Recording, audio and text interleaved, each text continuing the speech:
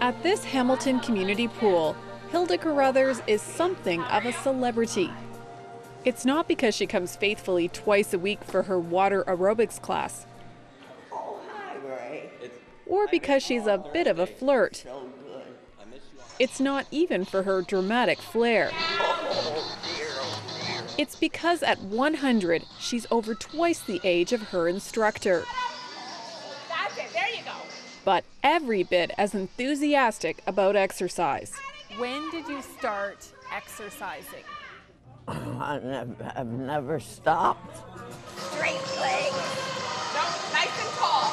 And that could just be the secret to her longevity. Not to mention that she still lives on her own. She's an inspiration to many. I just think it's living on her own, so she's gotta move. Coming out on the bus, it's friendship, fellowship, you know, it's everything, package deal. And it's what fitness at any age is all about. Exercise doesn't just make you fit. Studies show it actually makes you younger. The problem is most Canadians slow down as they age. 100-year-old Hilda Carruthers has something to say about that. Nonsense. Nonsense. Try it. You'll get younger each day. And while Carruthers does suffer from the aches and pains of getting older, she says that's no excuse not to exercise.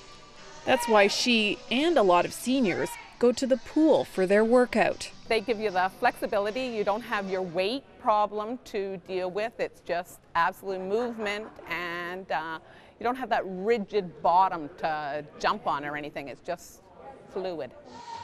And it's great exercise. And the doctor, when I go there, he says, "Are you still going to exercises?" I'll say, "Of course." He says, "Keep it up." But most Canadians don't keep up. Why?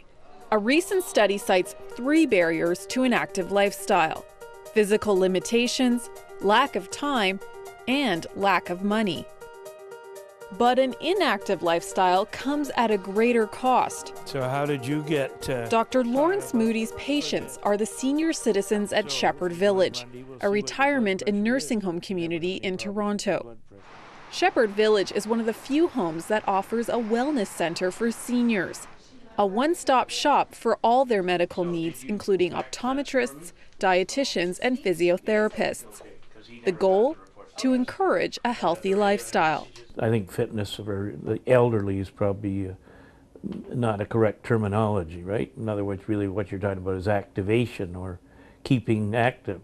And certainly it's all kinds of programs for older people. And you're right, if they are arthritic and they sit around and don't do any stretching and any activity, then they'll just get more stiff and sore. Just on your ankle? Imagine you're doing In other words, use it or lose it. Staying fit means staying strong and keeping those muscles working. But that doesn't mean heavy-duty lifting. Everyone's looking great. In this exercise class, the seniors stay seated, but that doesn't mean they don't work hard. Something I found out when I sat down with Recreation Director Christine Hopwood. Hey, that's not as easy as it looks. They are happy to come to class because they know that the exercises helps them be able to do more things independently on their own. Some of them, they realize that the more active that they are, the more able they are to participate in other things. And then spread your fingers. But the question is, how much exercise is enough and how often? I would say 3 to 4 times a week would be an optimal amount of exercise. And it can be anything from walking to swimming in a pool to being in a class. There's many ways that seniors can get exercise. Walking is one of the best activities for seniors, but it can be dangerous and even deadly. Falls accounted for 85% of hospitalizations among those 65 years and over. No accident then that the government is targeting key health resources into fall prevention. A fractured hip is a very significant cost to the healthcare system. And a lot of falls are preventable. Fall-related injuries cost the Canadian economy $2.8 billion a year. Just reducing falls by 20% would mean 7,500 fewer hospitalizations a year and 1,800 fewer permanently disabled seniors, not to mention saving our healthcare system $138 million annually. Exercise is one way to prevent those injuries.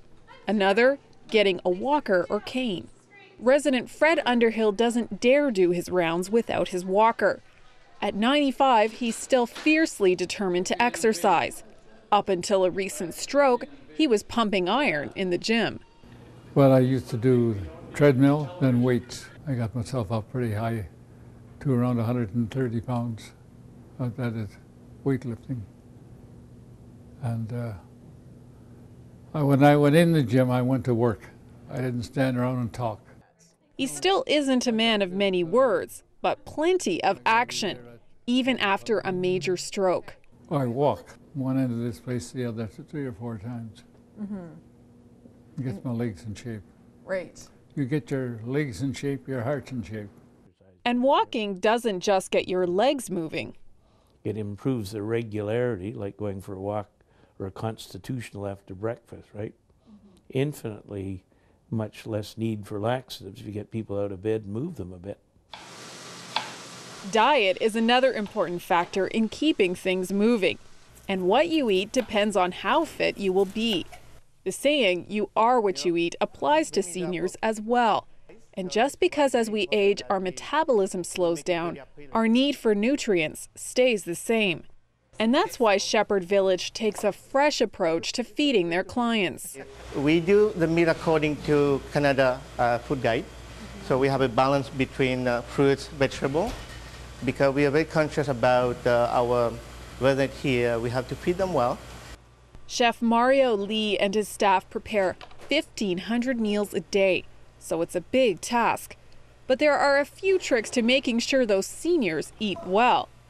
And this will look very appealing. Some residents live on their own and cook for themselves. But that doesn't mean they're off the hook when it comes to eating well. Beverly Johnston has made a conscious effort to put more green in her diet. Well, I think it's healthy, and you hear so many things on the TV, you know, about eating healthy and stuff like that. So it's very important to do your best, and it's very, very important that we look in the future and look at that. And even though sometimes we might not feel like doing it, I think sometimes you just have to get up and do it. There is also the temptation to slow down and stay in. But Johnston is no couch potato. She volunteers at the home as well as stays active with her family and church. She hopes to stay independent as long as she can, and she knows that means taking care of herself now. But I try, I really do. I know a lot of stuff I shouldn't eat. I like chocolate, and I have to be careful with my chocolate. I think we all do. Right. Diet, exercise, balance are all part of fitness for seniors. But another important factor is fun. There you go, nice. It's not often you'll see seniors playing video games, but Wii is making its way in the senior circuit. Easy to learn, easy to play, and most importantly, it keeps you moving. And while these gentlemen may not be striking out, they are getting into the swing of it. And as they prove, it's never too late to get into the game.